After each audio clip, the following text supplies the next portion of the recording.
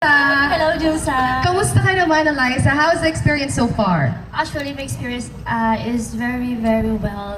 You know, talagang na-boost talaga yung confidence ko with the ladies. Kasi nga, syempre may kanya-kanyang standard. But then, hindi talaga mawala yung kung sino ka talaga. Just stand who you are. You know? Wow, sino ka ba talaga?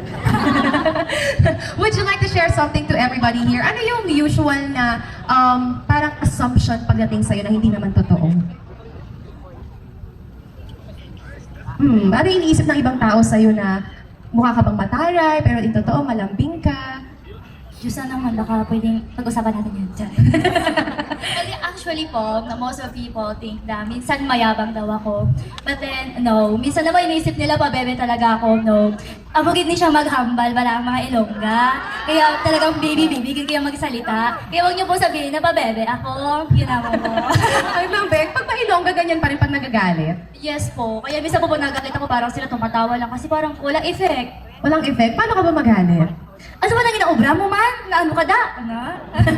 Oo nga, hindi nakakatakot pag ikaw nagagalit kasi malambing ka. Pero mistaken ka for being mayabang. Maybe you're just too confident. Minsan kasi if you're confident, people deem you as mayabang. Pero don't ever change yourself. Ang hirap kaya maging confident. So it's nice that you know that about yourself. Don't ever change because of what other people says about you. Just be confident. Kaya mo yan.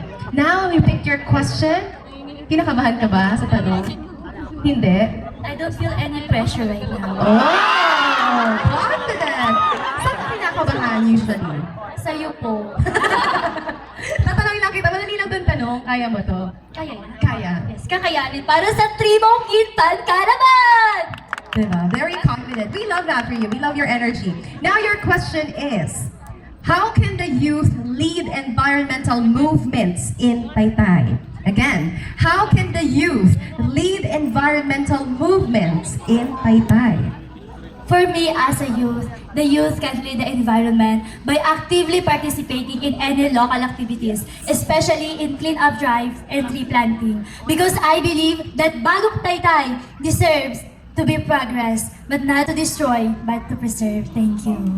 Thank you so much, candidate number 5. And now let's hear the answer.